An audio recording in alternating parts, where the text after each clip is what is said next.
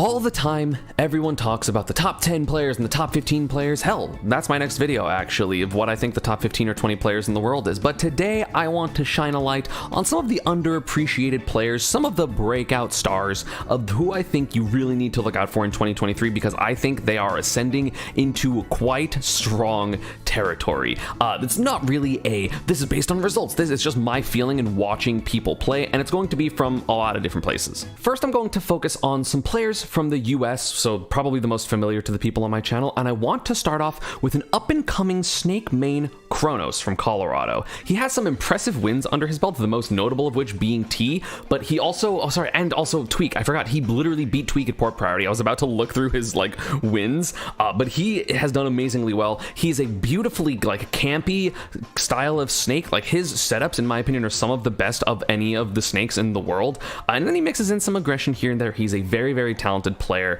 who's just been doing really, really well recently. He's got some really strong results for someone that's not really talked about. Kronos has wins on Cola, Tweak, T, clearly top 10 names, right? Super, super strong, and he's been doing very well in tournaments. Of course, there have been some roadblocks for him, as you know, every up-and-coming player has a couple of roadblocks. I don't think he's ever beat Meister. Who's he lose to? Let's look at his worst win rate. Okay, so he's 0-2 versus Send, 0-2 versus Zomba, versus a couple of Robs. He hasn't been doing super great. I'm trying to look at the super top names. Okay, this is when we're starting to get to his region. So yeah, I mean, he's obviously had a couple of people he's played against and has never beat, but he's also played a lot of people once. So I'm not really gonna fault him for you lost to this top player the first time you played them. Oh no, when you're not a top player, that kind of is what happens for the most part. So yeah, Kronos, amazing. Y'all should look out for him. The second player that I want to highlight is someone that has played a character that I have secondaried at some point. And no, not Samus, or Yoshi, or Shulk, or Cloud, or Aegis, or Falco, or Brawler, none of those. Min Min. And we're talking about Pacific Northwest's Justice.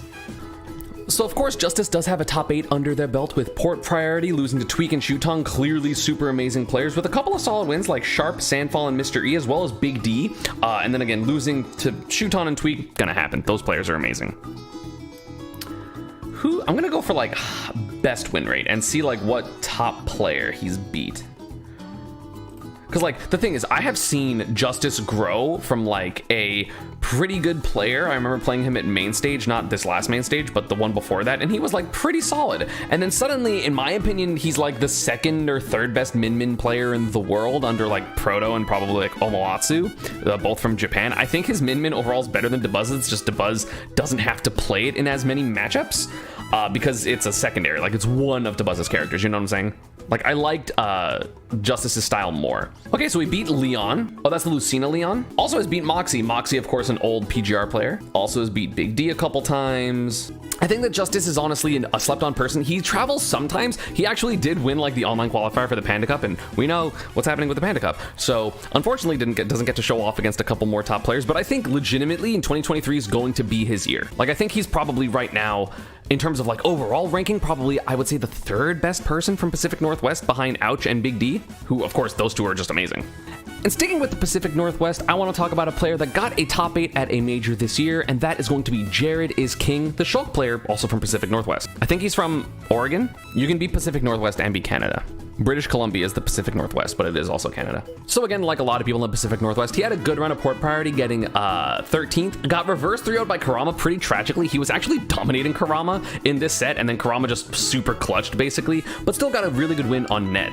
Where is Rise and Grind? And of course, the most notable thing is he got 5th at Rise and Grind, only losing to Leo and Siski, of course, two of the best players in the world. Siski, the second or third best player in Europe, and Leo is Leo. But he even took a game from Leo. And honestly, here he got some really impressive wins. Look, his win resume at Rise and Grind is Lima, of course, the best or second best Bayo. Death Spade, who got 9th at port priority or 13th at port priority with a couple of really good wins.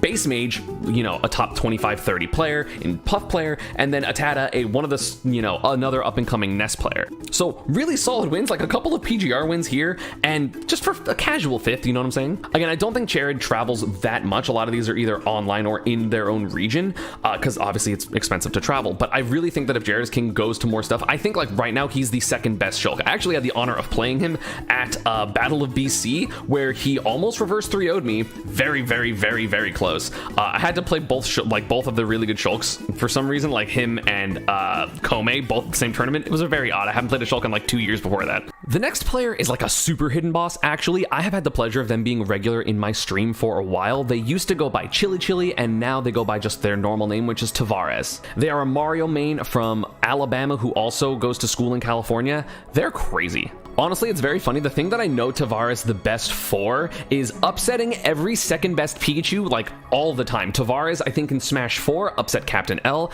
In this game, he has upset both H4 and Shiny Mark. So he's very good versus Pikachu, even though we haven't really played that much, but that's what I personally know him for. But again, he's very solid. His placements aren't super strong because he does not travel a ton, and he also gets like really rough random matchups, but I honestly just think he's amazing.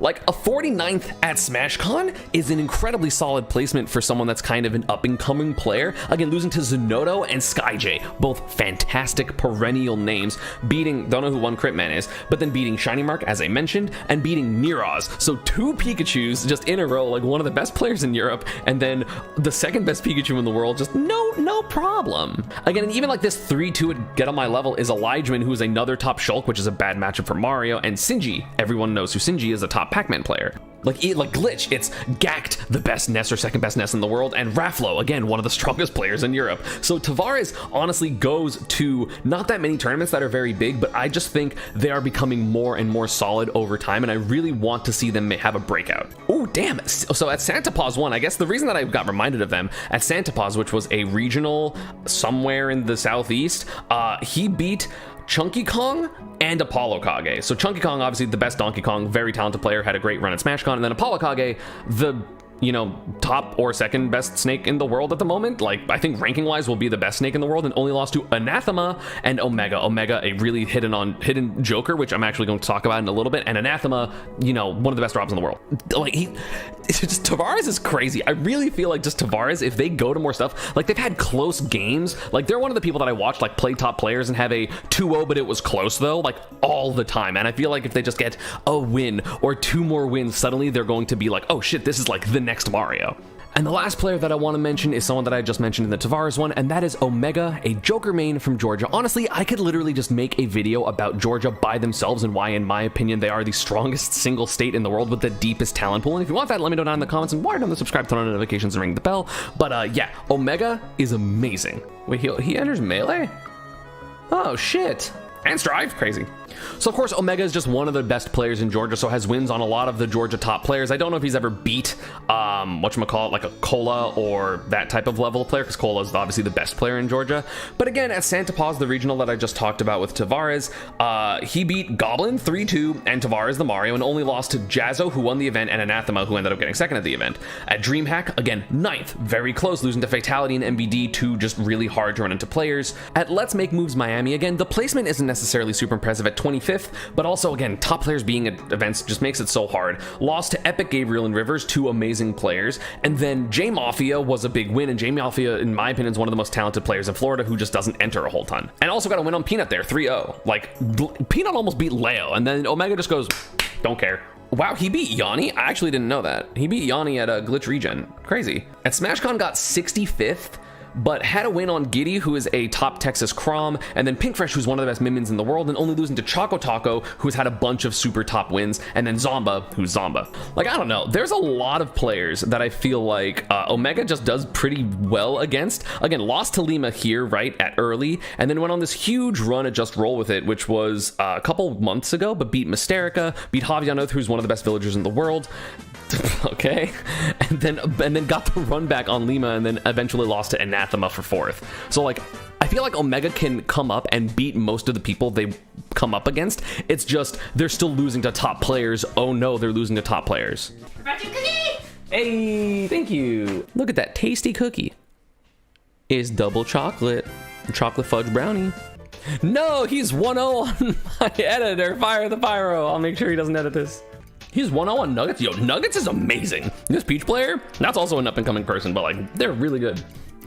And like obviously this list can be so incredibly long, right? Like there are so many amazing players. There are character specialists, there are region specific people, and obviously there are a lot more that I thought like that I know of. There are a ton of people that even in this I'm like, oh yeah, that's a person that is an up and coming, and that's an up and coming person, and that's an up and coming person. So obviously I do have to cut the list off at this point, and that is my cutoff for the US. Those are just the players that I think are just slept on and underrated that I think can really make a big splash in 2023. So let's go across the pond eastwise to Europe. And of course from an American perspective, in this case I'm not just ignoring like their top ranking system, but I will be delving into the lower part of that list because it's still something that I think that can have a breakout, whether just in Europe or if they come over to America. And the first one is going to be Sandro the Bowser. So Sandro is an up and down player, sometimes does really well and sometimes can struggle a little bit, like losing in round 2 at Tech Republic 6, but has a couple of really good wins. First off being Trim, the amazing Mega Man from Europe, as well as a fatality at Boss Battles Phase 1, and honestly the probably most impressive win is going to be over Bloom Forever's Bayo. Granted, that matchup is bad for Bayo. I don't care that Bayo edgeguards him forever because Bowser lives until 300%. Bowser Bayo is awful, but still beating the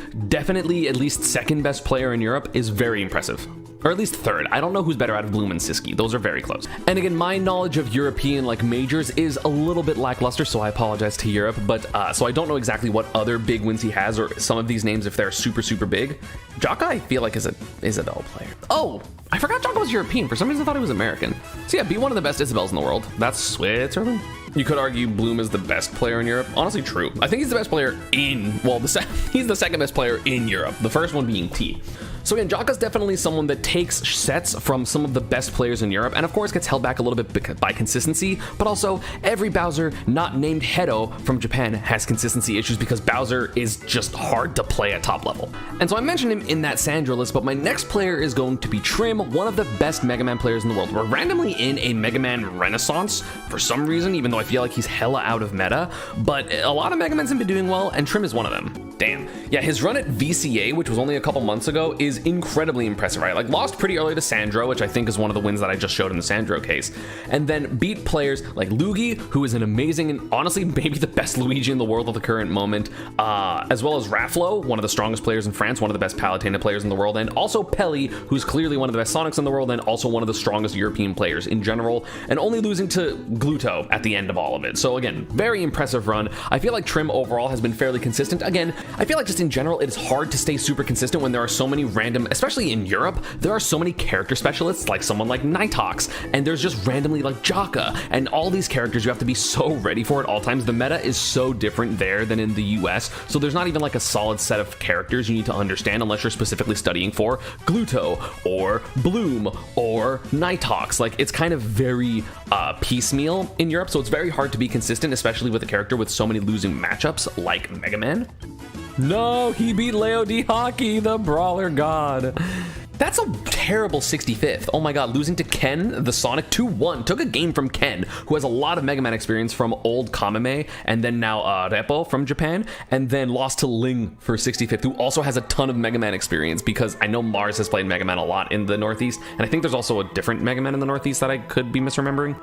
Like, has taken sets from Orion, just very strong French people, has 3-1 over Homika, who's one of the best, not Bayos, Rosalina players in the world. So again, has some pretty good records. Again, wins on strong players. Of course, like your wins are going to matter more than your losses when you are like coming up into your status as a top player. So I'm not going to blame someone for having a lot of losses to someone, but even like 5-7 with Leon, probably the best solo Lucina player in the world. That's really impressive. So Trim, good job. I don't know how to talk about Japan's players because Japan is just generally very good. Like they're very well publicized, so it's hard for me to talk about Japan, I feel like. No, Cookie, I totally understand that like I'm talking about relatively like well-known players in Europe, but I don't know the not known players in Europe at all, and I don't want to be full of shit. Because like if I don't know them, I don't want to put them on the list, if that makes sense. I don't know how to talk about Japanese players by talking about them being underrated because everyone's gonna say they're overrated. Like I feel like I'm gonna get more shit for fucking talking about a Japanese player being good than I will about fucking like the top European players I mentioned. I'm gonna shuffle some Yu-Gi-Oh cards about it because I'm stressed. And honestly, like, it's really hard to make this list for, like, including any Japanese players because I feel like everyone pays so much attention to Japan that it's really hard to be like, this person's underrated. And I feel like that's even going to be the case for the one player that I'm going to add to that, and that is the Diddy Kong main Chicken. which is just, it's a fantastic name. But Chicken has been doing fantastically. I just want to run through a couple of wins that they have. Thankfully, some of them are English and I don't have to struggle to read Japanese. But 2-0 on Proto Banham, which is amazing. Getting 5th at this 200-man Japanese tournament, as well as wins on Noi. I don't know how to pronounce that. I think that's a Samus player. Also beating Abadongo here. He beat Choco and Takara. He beats Takara a lot. Also beat Alice, who's like one of the best Roys in the country, one of the only players in Japan to actually take a set off of Akala. But just overall, a very solid player. Honestly, one of the fastest growing players in Japan, especially. I don't think they're like on the Smash Mate list of like super top players that randomly blew up, like Akala and Mia and Yoshidora and stuff like that, which those are going to be maybe on my top 20 list. So you should check out that video next, which I'm going to do now. And yeah, I mean, that's going to be the whole list. Like again, obviously underrated depends on what you're paying attention to. If you are a fan of the Pacific Northwest, you definitely know who Justice and Jairus King are. If you pay attention to the Southeast, you probably know who Tavares is. If you pay attention to whatever region that I talk about, or if you are European, period, you know the people that I mentioned in Europe. So it's really hard to make a list like this, and I just wanted to shout out some of these people, and all of their stuff is going to be in the description, so you can go follow them and see if they stream and stuff like that. I would appreciate it. See you all next time. Peace. Pikachu, busted.